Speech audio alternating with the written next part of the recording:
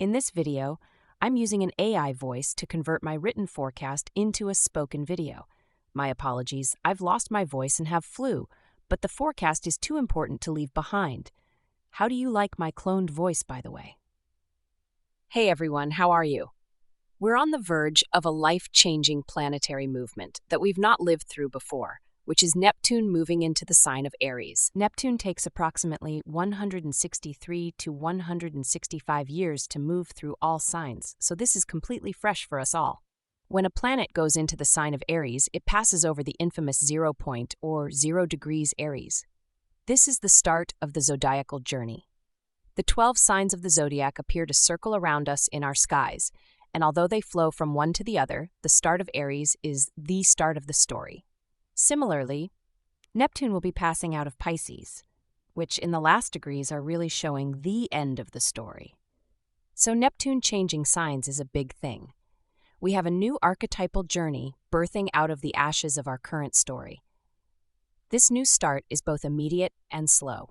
My experience of outer planets changing signs is that they cause a major fluctuation in the circumstances of human existence. We go through big shifts in understanding as a new consciousness is perceived, and yet the larger implications of these planetary shifts take much longer to make sense of. More on this shortly, but let's first say hello.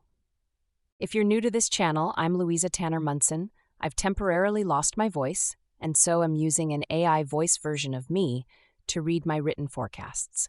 On my channel, Feel Good Astrology, I aim to create forecasts that help you feel into the freedom of life, to create possibilities in your mind, and to help you feel a bit more space to navigate through these highly charged astrological times. If you've been here before, welcome back. Thanks, I appreciate your support.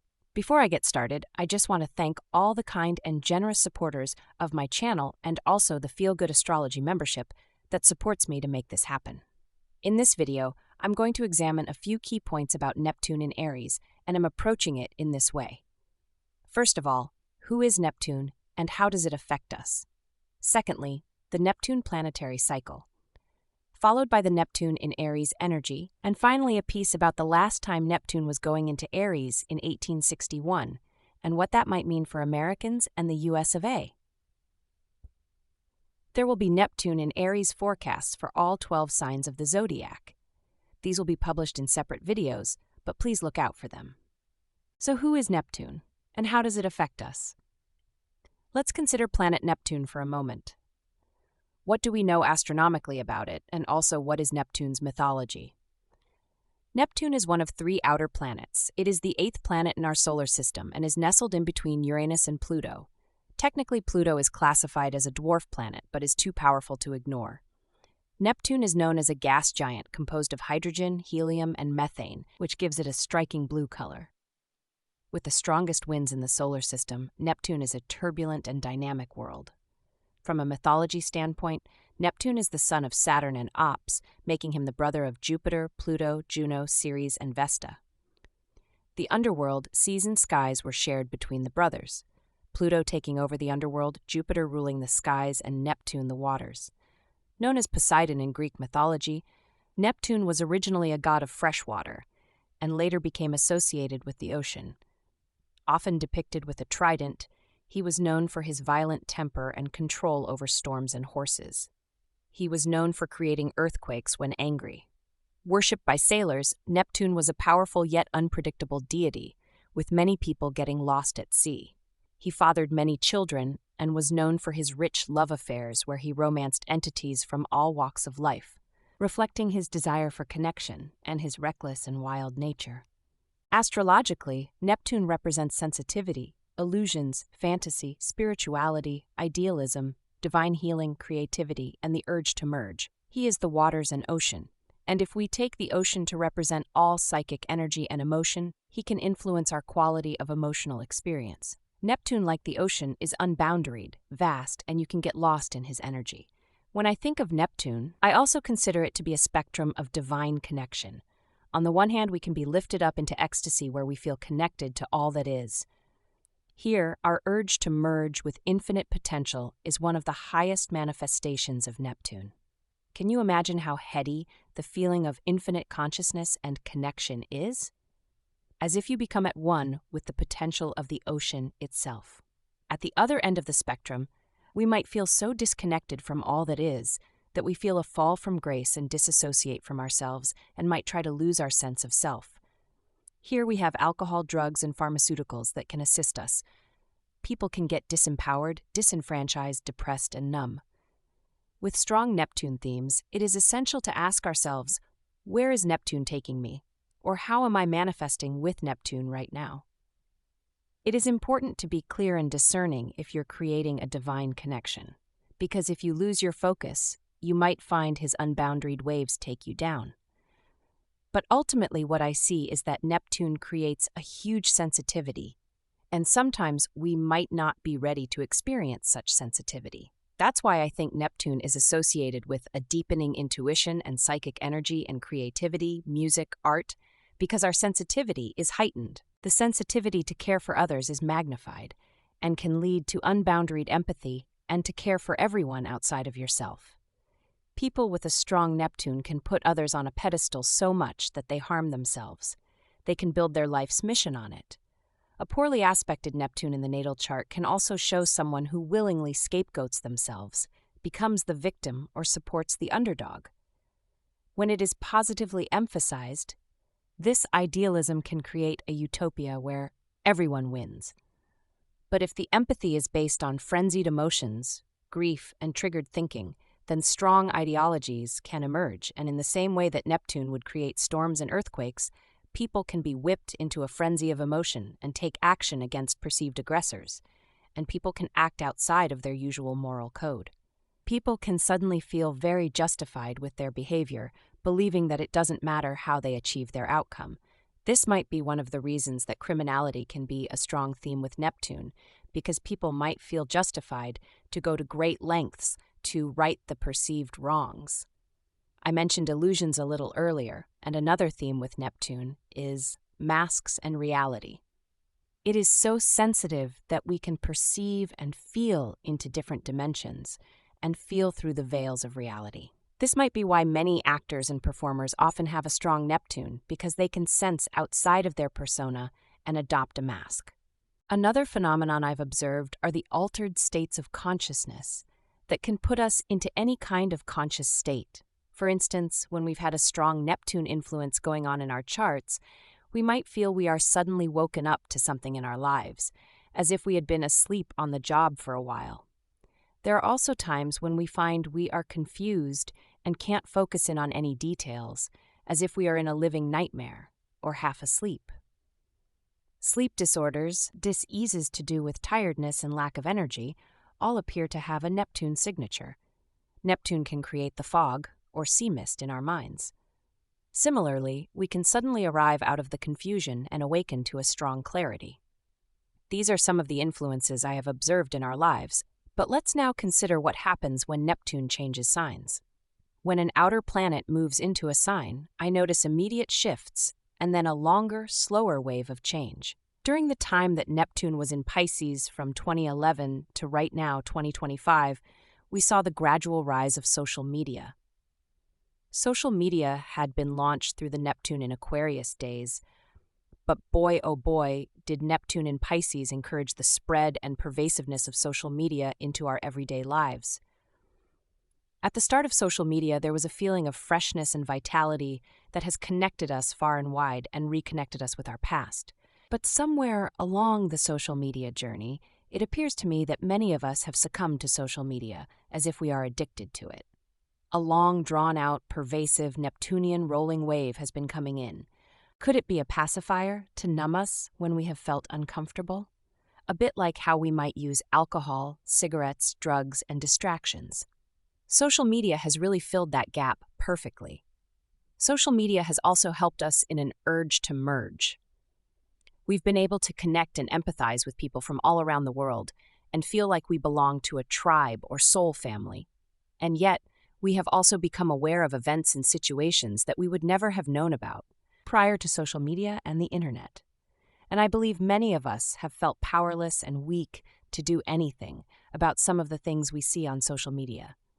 This can show the disempowerment effect that Neptune can bring us if we have a tendency to get overwhelmed.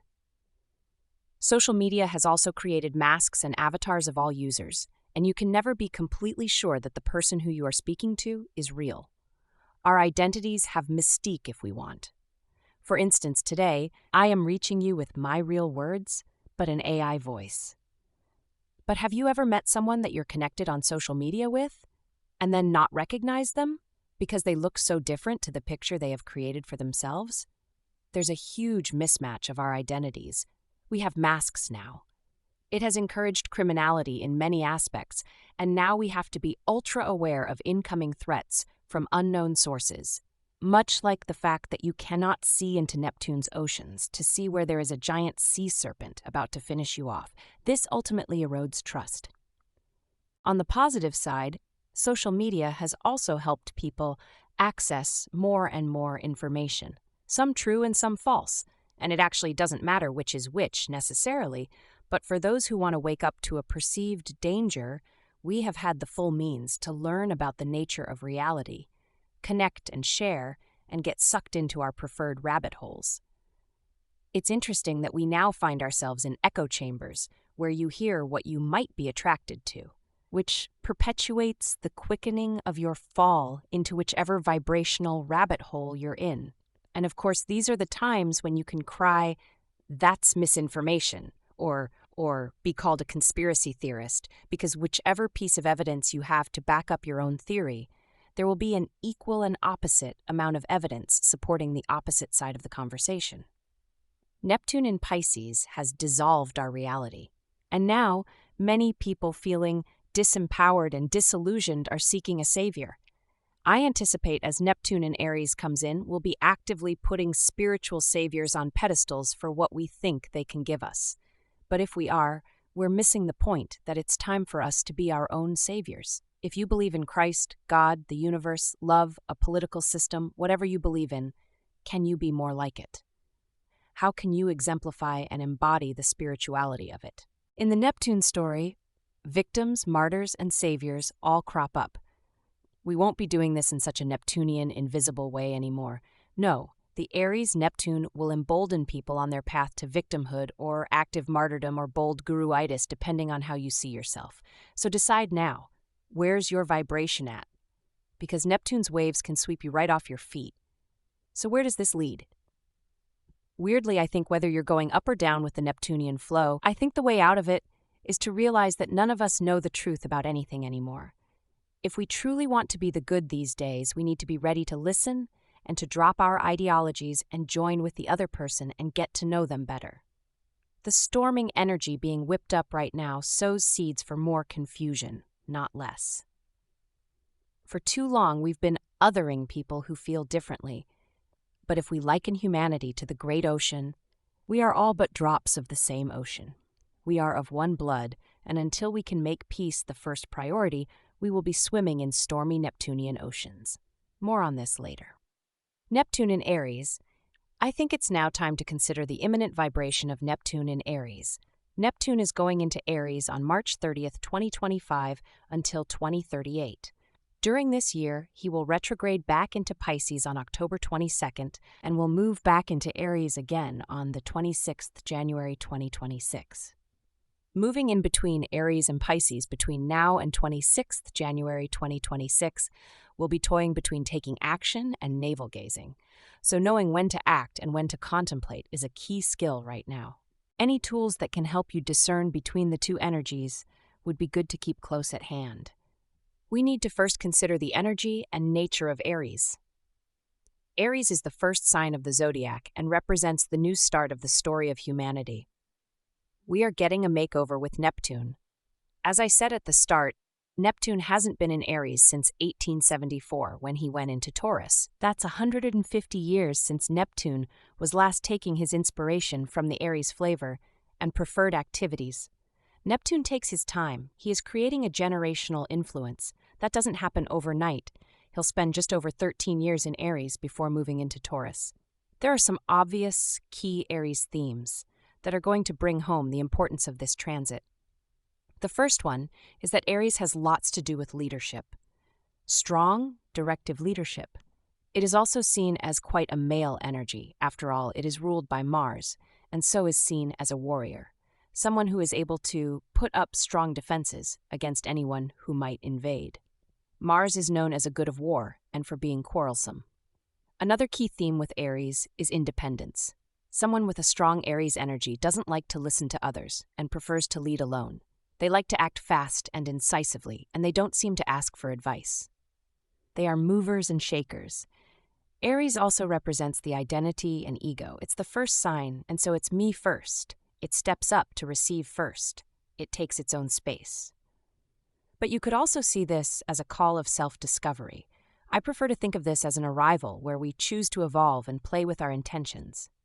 A lot of these qualities can be seen in the reporting of key media and political personalities, and so the Aries energy is already being maligned. However, there are also real positives to this kind of confidence and power that come from the Aries energy. Great change can sweep in, and it can bring about a daring new plan, which ends the previous story. Again, I can see that this is also apparent from what popular media spin speaks of. We appear from both sides of the politics to be telling similar stories, just from different yet similar perspectives. Some people are talking about overbearing leaders who use their position and power to silence others.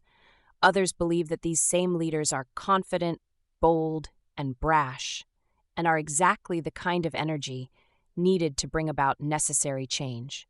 I want to make clear that by considering both positions, I am not advocating for any kind of misery or heartache that people are experiencing right now. I am consciously aware that many are living in a tinderbox energy right now and could blow up and put me right for not calling down the other side, the one they perceive as wrong. I see the position of astrologer to be one of an observer, and I can only observe if I pull out of the immediate view and see all sides and sentiments. Just recently, I was called a fascist because I spoke about Tesla without condemning it. Neither did I say I supported Tesla, by the way, but my comment to someone deep in grief and frustration was taken to mean that I supported Elon Musk. What occurs to me is not what's going on out there. It's what's going on in here, in your heart, mind, body, and soul. As Neptune steps boldly into Aries, we could be using this strident leadership energy to create soulful new beginnings and confidently step into creatorship. There are so many great outcomes of this new Neptune in Aries riff. And of course, as usual, my concern is always how you can use this energy to help you to create freedom for yourself and how you can let go of anything that is holding you back and keeping you in chains. So let's look deeper. Aries can transform Neptune's creativity into bold fantasy. I see many artist entrepreneurs and social creators will take the initiative to move forward and meet the upcoming demand for a physical creative experience we can feel in our body. Aries is physical, after all, really physical. So more physical creative innovations are set to come in. How can creativity get more physical? And also, how can we bring fantasy to life? I see live-action replays zooming ahead during these times, where we can act out being brave and having superhuman powers. All sorts of power plays are likely to evolve, especially with Pluto in Aquarius. I recently put on my son's VR headset and felt like a complete oldie, but I can see that people get lost in this technology and forget what is real and what is not. It occurred to me that the current generation of gamers are being trained to fight wars through video games. A thought that my husband said was just my inclination towards conspiracy, and we both decided that getting gamers out of bed to turn up for war was most likely not going to happen. But who knows?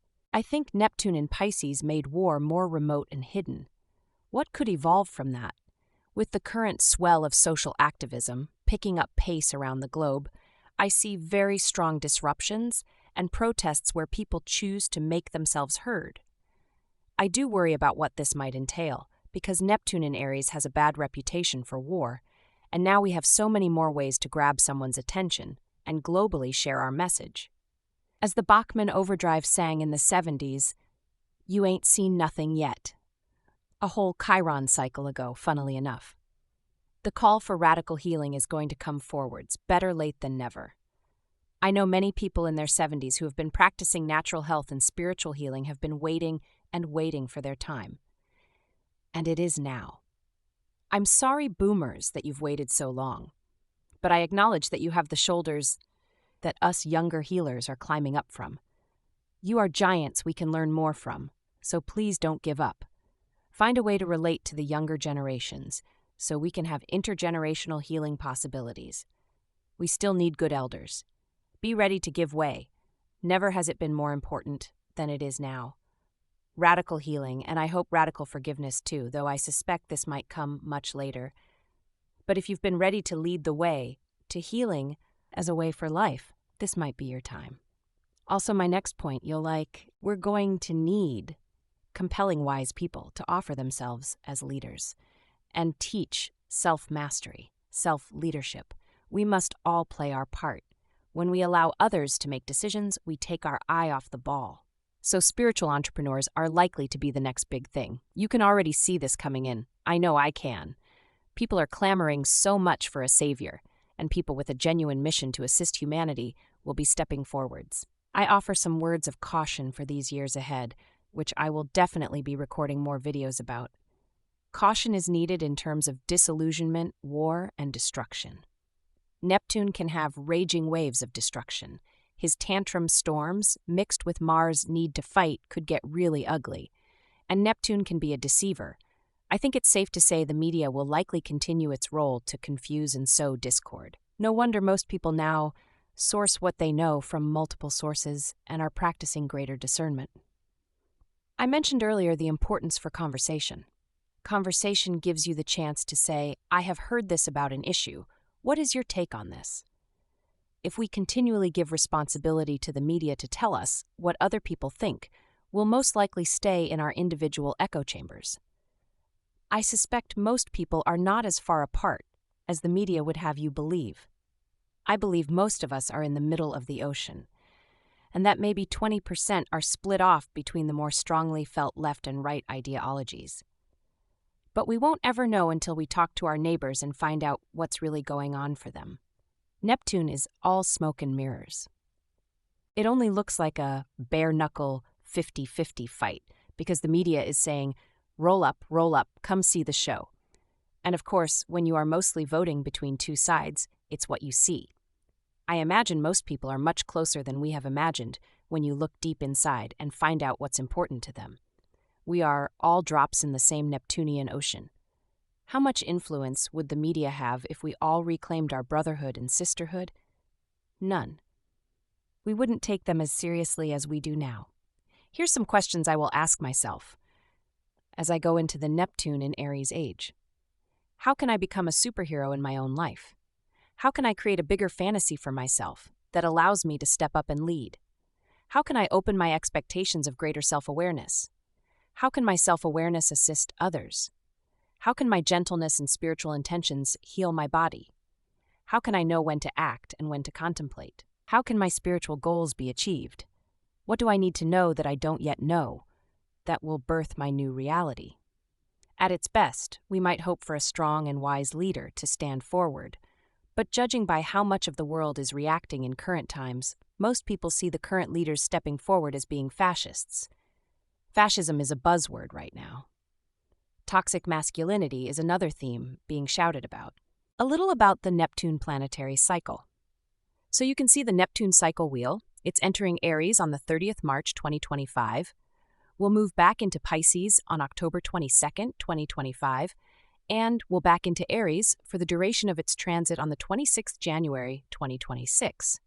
On average, Neptune spends 13.6 years in a sign. In Aries, it will spend 13.3 years, so it will no doubt bring in a lot of change for us and a reemergence of ideologies and spirituality. Neptune is staying in Aries until May 2038, when it begins transitioning into the sign of Taurus.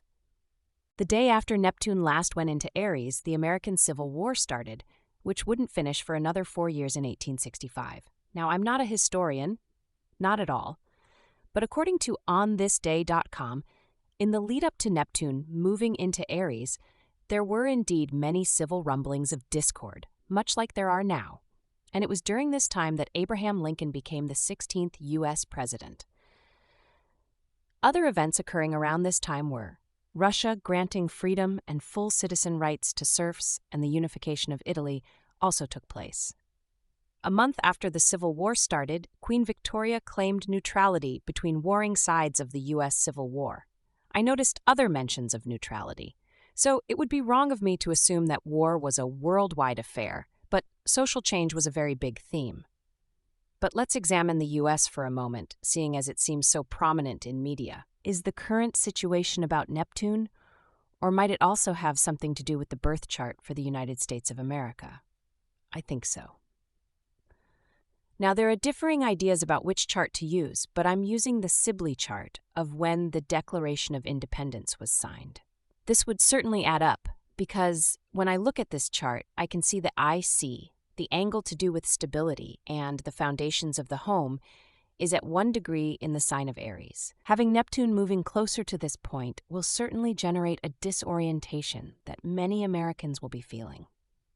I've worked with many clients with Neptune moving over this sensitive point, and it can bring up a clear sense of being homeless or being an orphan, not feeling solid, feeling undermined. And given that Neptune in Aries also has something to do with our identity, I imagine that for many Americans right now, their sense of what it means to be American is devastated, like being hit by a Neptunian tidal wave. I want to speak about the time when Neptune went over my IC in my chart, to speak to you person to person if you are an American and if you are feeling this sense of homelessness. It happened 3 times in 1 calendar year for me. The first 2 times that Neptune crossed over my IC, I had moved to live in Bali, Indonesia on a long holiday. I was deeply disorientated because the world I found myself in was completely different to life in the UK. Prior to leaving the UK, I had been feeling quite depressed, which I now see as something that can happen leading up to Neptune closing in on the IC. I had felt like a victim, and as if the only thing I could do was move away from the feeling that there was nothing for me in my home country. I was really closing a chapter, which didn't feel good. Right before I left England, I was hospitalized for a mysterious illness which remains undiagnosed. Another Neptune theme right there. On arrival to Bali, I was feeling sensitive and enchanted, but definitely destabilized. Not as confident as usual, keen to learn the new ways of my new life. I really enjoyed the space and reflection it gave me. I went into a deep retreat space and pursued my learned healing modalities. And when I was ready, I began owning the fact that I should work as a coach, and finally outed myself as an astrologer and hypnotherapist. So it was the start of me getting onto my true path. Whilst I was there, I was surrounded by lots of creative innovation and began painting, writing, singing, dancing, and was in a personal renaissance of sorts. There came a point where I needed to return to England. I hoped it was a short trip, because by that point I loved living in Bali. But when your frequency shifts significantly, you shift. And I met my husband, fell instantly in love, and we didn't hang around. We started a family. Now, as Neptune moves out of my 4th house, 14 years later, we have 3 children, have migrated to Portugal after 7 years living in Devon, and have lived in approximately 16 homes since we met. So themes of destabilization have definitely been there for me. A feeling of homelessness, feeling orphaned, but also a deep new understanding about the spirituality that underpins who I am. I have had to practice it fearlessly. If I apply this to the Sibley chart, we might expect some similar experiences for the zeitgeist of the US. A feeling of homelessness and change for sure, and quite possibly another civil war. Many people are talking about this, as if this is the only solution to their politics. Who knows? And this is in the sign of Aries, so there is a stronger level of defending borders and fighting for identity and what it means to be American. I also see the possibility that whatever is born from these times will sow seeds of the deepest creativity, and that America can lead on these innovations if they choose. A deeper understanding of the nature of life is also possible. Music, art, film, and media are likely for a whole new vibration and frequency, and I imagine healing the body will also be overhauled. Will people be building their bodies back? Will Americans be getting stronger again? Will they be getting sportier? I see massive changes to healthcare, but it will take time. And Neptune is in this part of the US chart until 2038. Seeing this, I am predicting a mass exodus for those who do not want to participate in the changing identity of the US if it no longer feels right for you. Which brings me to my last point about this energy. Neptune doesn't do boundaries. Neptune dissolves boundaries. When Neptune was going through Pisces, he was dissolving boundaries for anyone that was already feeling into these current world changes. Many people have already quit their countries of origin and are nomadic workers, working in a whole new way with a whole new story. Underpinning these new Neptune waves, there have been many online tools to facilitate trading overseas, handling finances, moving beyond the borders of the countries. I also note that countries are no longer as important as they used to be. I'm sure the likes of big banks, Amazon, and Google employ more people than most countries do. It is as if we are already living between and beyond traditional borders, and I think this trend is likely to continue. Will corporations determine borders? Many people are opting out of these conversations and making their own way in life, and living off-grid, out of education, making their own healing choices and living outside of the usual narrative. I am sure this trend is set to increase. And I am equally sure governments sensing their loss of control will do what they can to reclaim relevancy. But maybe we're coming to a time where their relevancy is waning. With the support of Pluto in Aquarius and soon Uranus in Gemini, I suspect everything is going online. AI and systems are being innovated to the hilt. Maybe governments will try to control people with global currencies and health passports. The punk in me, though, wants the autonomy of cash in the hand. It is important to stay as few steps ahead, because when governments and businesses do make a move, I think it'll be lightning fast, as noted with the air and fire sign placements of planets. This brings me to the end of this exploration of Neptune in Aries. If you found this useful, please do like, subscribe, and share. Thanks for watching.